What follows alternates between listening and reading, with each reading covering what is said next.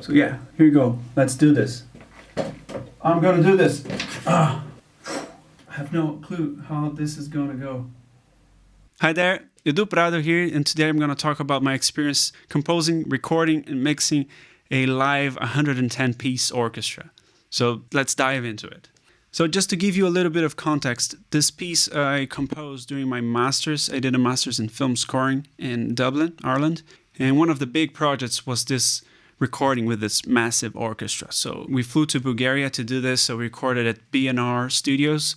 It was just an amazing experience. A lot of pressure, a lot to learn, a lot of good things, bad things. It was crazy. So I'd like to share a little bit of it, a little bit of the piece itself, and in my Pro Tools session, how was the recording, how was the editing and the mixing and all that involves to get the final piece. So if you haven't listened to it, I'm going to leave here the link to the full piece. So go there, check that out, maybe after this video or now or later, I don't know. And if you want to follow along with the score as well, I have the score here.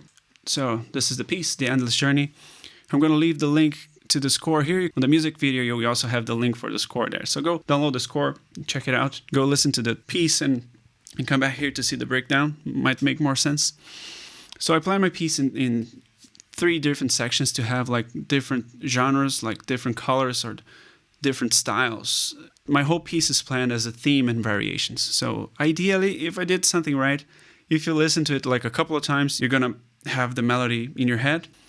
So the instrumentation we had piccolo, 3 flutes, 1 doubling piccolo, 2 oboes, 1 cor anglais or an English horn, 4 clarinets, 1 bass clarinet, 3 bassoons, a double bassoon, of course you want a double bassoon, 8 horns, yes, 6 trumpets, 4 trombones, 2 bass trombones, 1 euphonium, a tuba, 2 timpanists, 2 harps, piano, a celeste, and that huge string section. 18 first violins, 14 second violins, 14 violas, 12 celli or 12 cellos. I don't know, cellos. You can never have enough cellos. I love cellos, so yeah. And 8 double basses. This is amazing. So yeah, very exciting, but again, you get overwhelmed and what am I going to do with this? But on a film scoring scenario, you probably wouldn't record with all these instruments all together. You wouldn't have piano or percussion like timpani, harps. You would record those separately. But here you had everything together. So it's probably more like a concert piece recording. You wanted the full orchestra sound. The preparation for that is crazy long. It's a full day just printing and taping all the parts and double checking to see if everything is correct. And then we fly off to Bulgaria, get there, prep everything one day before. So I think for big projects like this, it's crucial for you to have a good team together. So we brought from Dublin Debbie Smith, our recording engineer. She's just amazing. She's brilliant. So mainly the quality of the sound and the quality of the mix you got here, it's a lot thanks to her. Did a brilliant job with the recording. We're recording with a SSL Duality desk, great desk, 48 channels. So when you're recording an orchestra like this, we could definitely use 96 channels, no problem. But anyway, she did an amazing job like recording like the real sound of the orchestra in the room, which is a very nice room there. The guy there in Bulgaria that puts together the orchestra for us and does all the score supervision. It's Christo Pavlov. He did an amazing job and he's in the booth there with me. He's the one communicating with the orchestra because he speaks Bulgarian. So that's very handy on a recording in Bulgaria. So Christo will be talking with the orchestra all the time and helping us to get the most out of it. To conduct the piece, I had Crilly. I was so glad I had him. He did an amazing job. The conductor here was very important because you have 30 minutes. You want to make the most of this 30 minutes. And so you don't want your piece to be too complex or overcomplicated or too demanding technically, like crazy lines, hard fingerings or anything like that. And so I played very safely. Some runs, nothing too complex. So I thought, okay, but then something that I usually do in my compositions, I have metric modulations, like time signature changes. Probably not the smartest move here, but again, Crilly did an amazing job conducting that. So I have 6/4, 4/4, 5/4, and then 6/4 again, and then 5/4. Why? Why did I do that? It's just the way I do it. But then it was kind of risky, but then Ciarán did an amazing job conducting them. We're not recording to click. So let's take a look at the Pro Tools session here. So one thing that is very important for me is to keep the session neat and organized, because that will save you a lot of time during editing and mixing. So try to keep all tracks color-coded by the sections and the tracks named properly as well. That really helps. Like violin 1, mics 1, 2, 3. Violin 2, mics 1, 2, 3. Viola 1, 2, 3. Here's the submix to the high strings. I have another one for low strings. So same thing for cellos, double basses. So you have the strings here, up here, all grouped together. Then the woodwinds, same thing. Then the brass section, the timpani, then the harp, and the harp mock-up. Here are some cymbals that I layered after. The piano and the piano mock-up, the celeste and the mock-up. So these instruments are really needed to layer the mock-up to make them cut through better. Here in the end, my ambient mics, so the Deca tree, an extra left and right, and a gallery mics that were further away. And they all come to the submixes, so the auxiliaries here. One for the ambient mics, strings, woodwinds, brass, and percussion. They all come down to the mix aux and come out where I print here on the master track. And down here, just the reverbs and delay and my talkback and the send to OBS. The delay I only use here on the intro for the woodwinds. You can see on the flute and the oboe here, just a little bit. So they are automated here. But other than that, not much automation. And also very important to have the markers and the time signature changes up here. And also, since I layered some of the mock-up, it was very important to have the tempo map, because we recorded without a click, and it was very important for me to have that natural flow of the piece. So I didn't want to edit the performance to the click. So I actually added the click to the performance. So to do this in Pro Tools, you just need a conductor track here enabled. Then you can come to parts of the music where you know where it is. So let's suppose this was the downbeat for bar 5. I just hit Command I, and then Pro Tools will tell you the location it thinks it is. So it says it's actually bar 4, beat 6. So I say, no, this is actually bar 5, beat 1.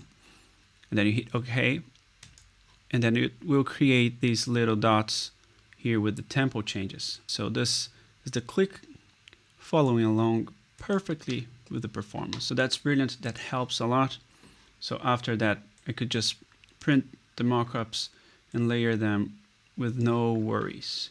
I ended up just using a little bit of the mock-up for some lines to cut through better, and in the harp and piano, because since we recorded everything together on harp, piano, and celeste mics, there was a lot of bleeding. So I wanted these to cut through a little bit better in the mix, so I layered the mock-ups as well. In terms of editing, nothing too crazy. You want to be sure your tracks are grouped together so you don't mess up anything.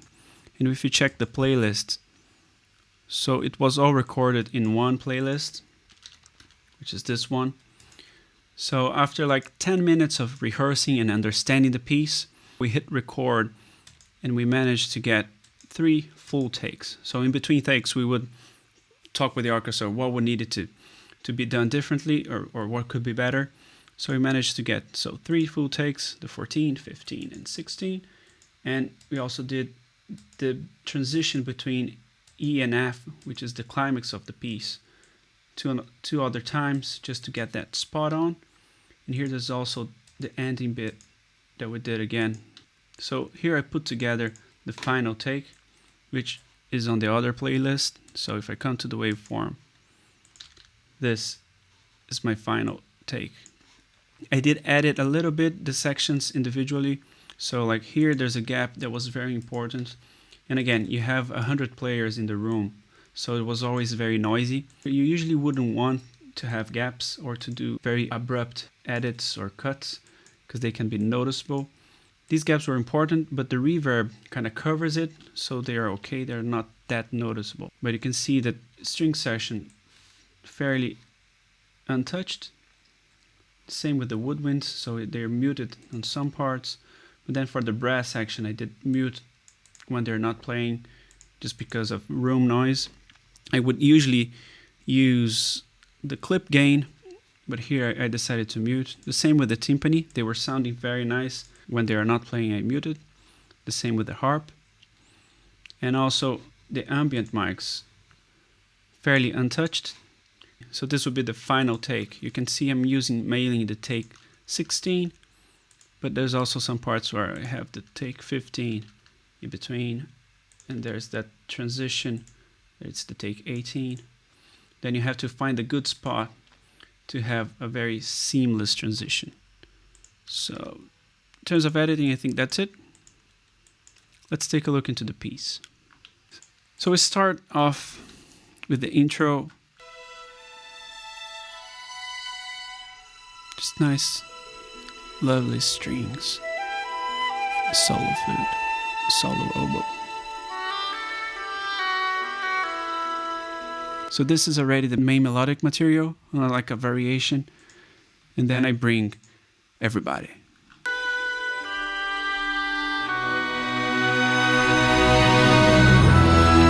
Yes, nice and big, fat chord. And then we go to the dark section, what I call the B section. It's just the low brass and low strings kind of main.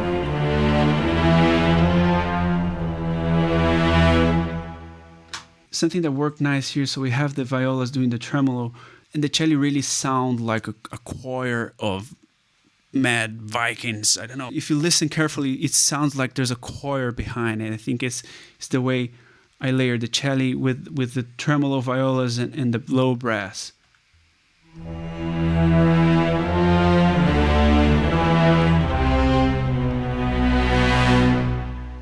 The dynamic here is also very important and very nice.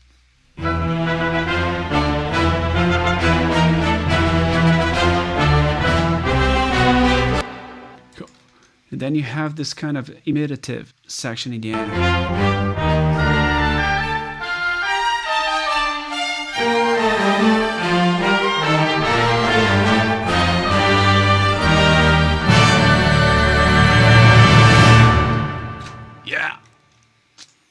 So yeah, it's just to play with the different sections here of the orchestra, like they imitating themselves and alternating to create this transition to the next section. So we go to the C section, which is more like an action, a build up, giving motion to the whole thing.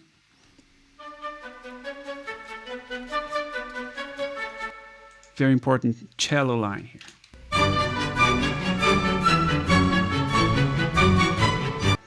And you have this kind of ostinato going on. It's in 5 on the woodwinds here. I think it's nice. It also gives some movement.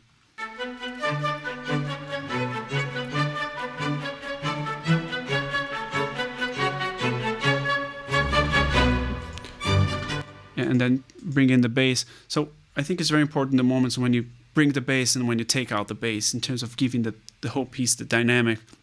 This is very important and makes a big difference. And then it's just building up, bringing everybody in. So when everybody's blasting off, boom, I bring the melody again. So in the middle of everything, there's a counter melody here, but it's the main melodic material.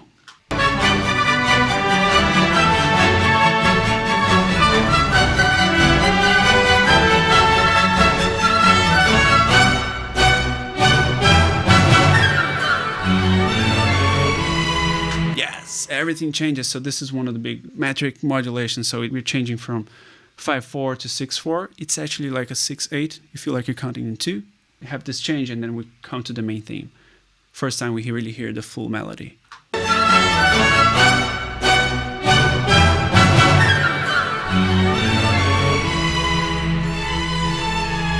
Lush strings, the counter melodies.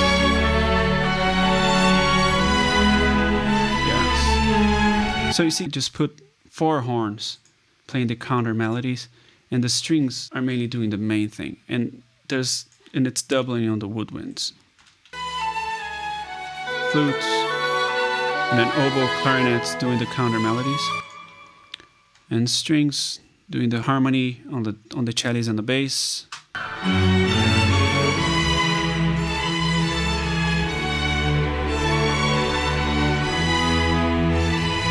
Very lush. Yeah, violins.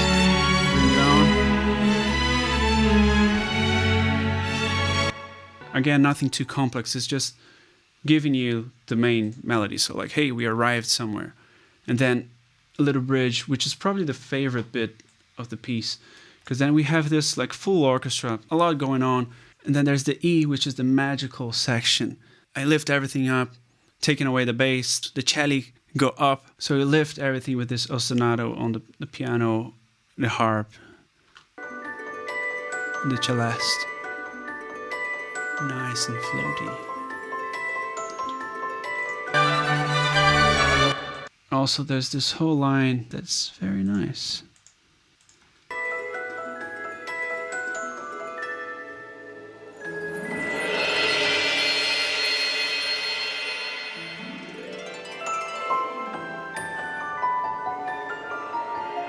So we're trying to keep the magic here. So, and then this double tonguing and the scale here on the woodwinds is just nice.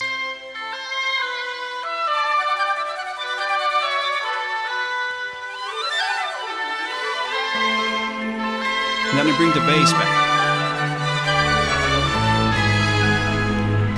Kind of modulate to the climax. Yeah, so the climax, there's like this, you slow down a little bit, there's this like a modulation, and I bring back the melody. Full on, triple octaves on the strings. Here I want you to remember that melody. I want that melody to cut through. So full orchestra here. Very important thing here. When we come, we modulate again. When you hit the climax, this chord.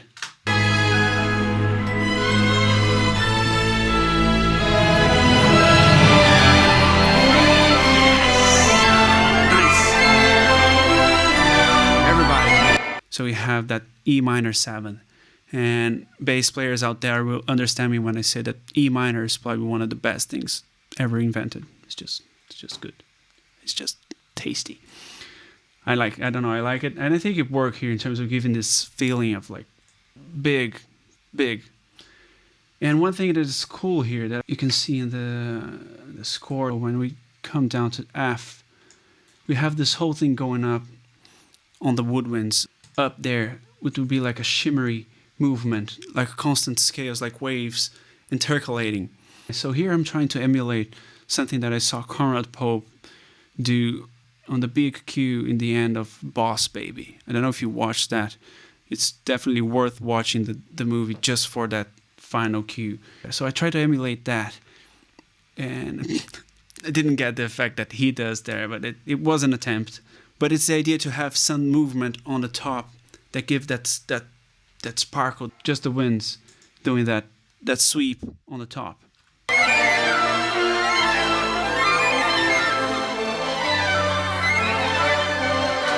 And it feels a bit crazy, a bit chaotic.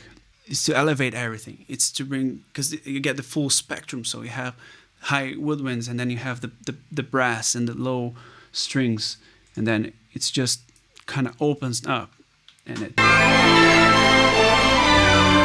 melodies, and then everybody full on.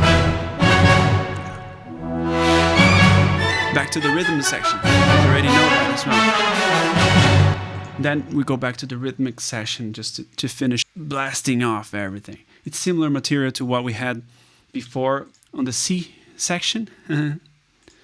Sorry for that. It's just a build up, ground up. Yeah,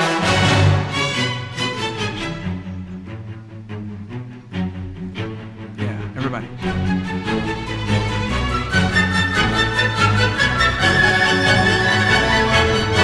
And then theme.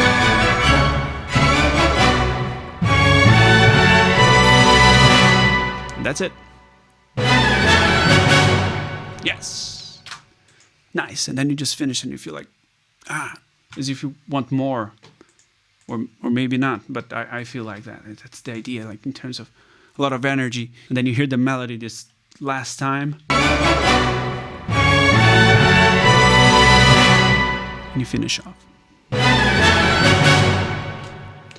So yeah, that's basically it, the piece itself. So you've been hearing the melody throughout, and I think it's overall works. And in terms of mixing, I try to be very fair to the sound we had there.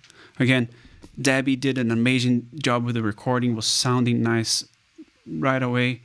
So you can see here the string section I mainly organized, like the first mic of the section a bit louder than the other ones. And then this is the auxiliary, same for cello. And then just an EQ, cutting the lows, boosting a little bit of the highs. And then a Pultec Pro UAD. I love the UAD plugins. So boosting a little bit of 3K and 10K. And then sending to the reverbs. So yeah, this is just a Pultec Pro here as well. Then woodwind section, also just an EQ. So I use the delay for the intro. I put a little bit of delay on the flute and the oboe, the solo part, and that's it. And then they're muted, so they're automated here. And then it comes to my auxiliaries here. Then they have a little bit more going on. Just the EQs, a little bit of compression, and the sending to the reverbs. So just one big reverb. Fab filter here. I think by the time when I mixed this, I used a different reverb. And then one big plate. I really like the EMT 140 from UAD. And then they have a preset called Orchestra plate, which is, yeah, it's nice. And the delay. And these are the sends for my talkback. And that's it. And then an isotope in the end. I kind of mastered here. So I wouldn't usually do this. I have another mastering session that I just used Ozone 9 and the Shadow Hills mastering compressor from UAD. I love that plugin. It's just brilliant.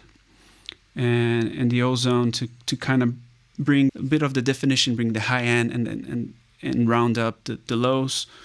And that's it. That's the sound. That's how I got this done. When it's done, you don't even believe. And there's always that you feel like it's not there yet, or I could have done better. But I think to learn with these experiences, the best we can do. So I wanted to share a little bit of this. I hope it makes sense. It's the first video I do like this. So please click here, go listen to the whole piece, and go check the Endless Journey album on Spotify as well. Just check my content. If you like, please click the like button. Leave a comment. Tell me what you think. Tell me if you have any questions. If you want to ask anything I wasn't clear here or I didn't talk about. And yeah, I guess I'll see you on the next one. I don't know what to do now. How do I stop this thing?